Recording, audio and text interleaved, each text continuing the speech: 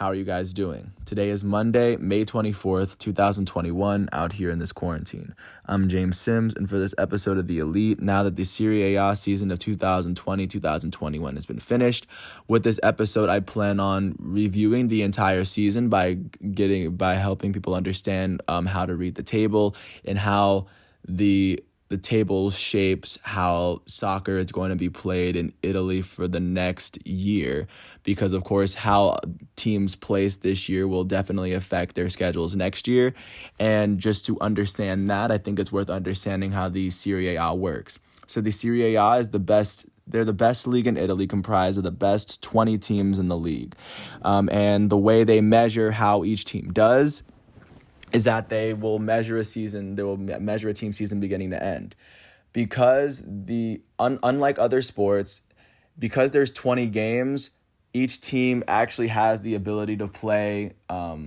Each team is scheduled to play every other team in the league at home and on the road. So everybody has the same strength of schedule. So there's no need for a playoff to determine a champion in terms of a season.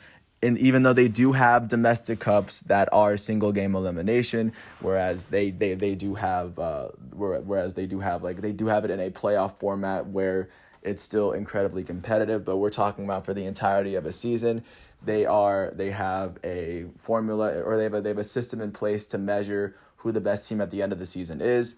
They measure wins with three, so they measure how a team does in a season on a point system. If a team wins a game, they get 3 points added to their season total. If they were to draw or they were to tie the game, they would get only they would only get 1 point added. And if they were to lose, they would get no points added to their total. At the end of the season, the team with the very most points is the winner of the league.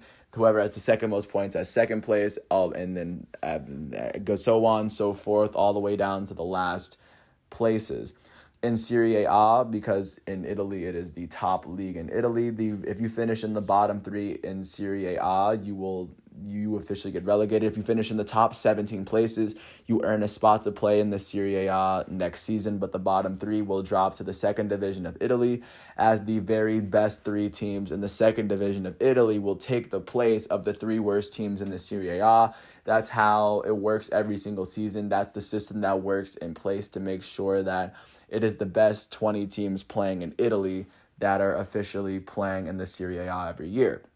So looking at how this season finished, the 3 worst teams in Italy this year that did get relegated, which is the term where they drop teams to the second league, they're as follows. The worst team in Italy was Parma. Parma finished with 20 points on the season in 38 games, meaning they only won 3 games, so that's 9 points plus 11 draws. 9 plus 11 is only 20 points on the season. They're going to drop to the second league of Italy. 19th place Crotone is going to drop down as well, as they only finished with 3 more points in the table than Parma. And then finishing ahead of Crotone in 18th place was Benevento. They finished 10 points ahead of Crotone.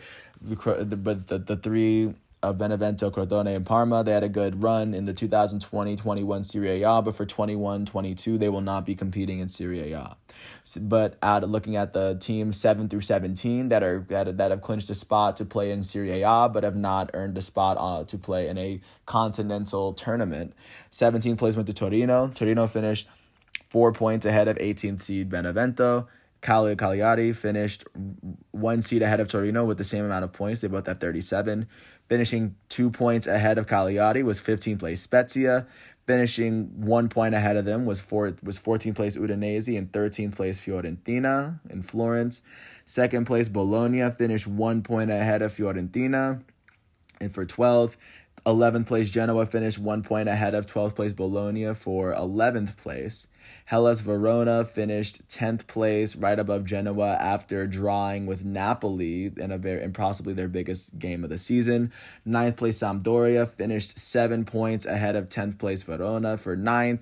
8th place Sassuolo finished 10 points ahead of 9th place Sampdoria for 8th spot. And then the 7th place, the best team in the Serie-A that did not clinch a place in a European tournament, was Roma, as Roma finished with 62 points alongside Sassuolo in the table, 6 points away from Europa League contention. The fifth and 6th place spots in Serie A are teams that automatically qualify for the Europa League. tournament, which is the tournament that isn't exactly quite Champions League, but it's still its own prestigious tournament comprised of the best teams from all of Europe.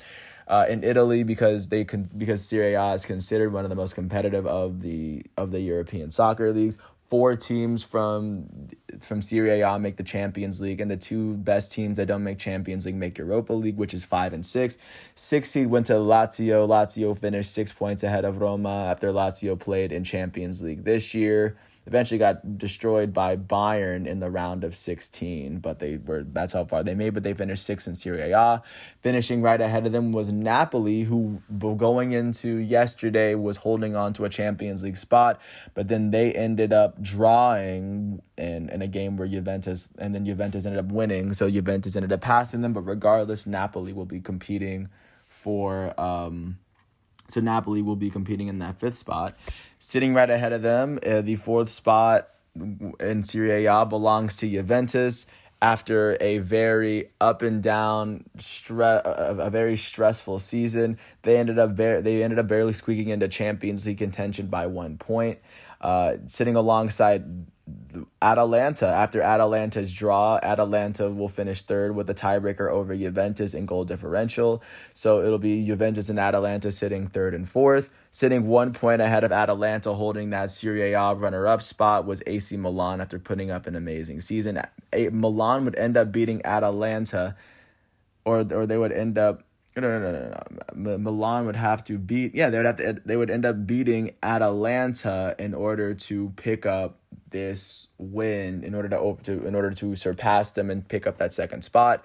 And of course, the winner in Serie A, sitting 12 points ahead of Milan or AC Milan, was Inter Milan. Milan would be the first team since Juventus to win in about a decade.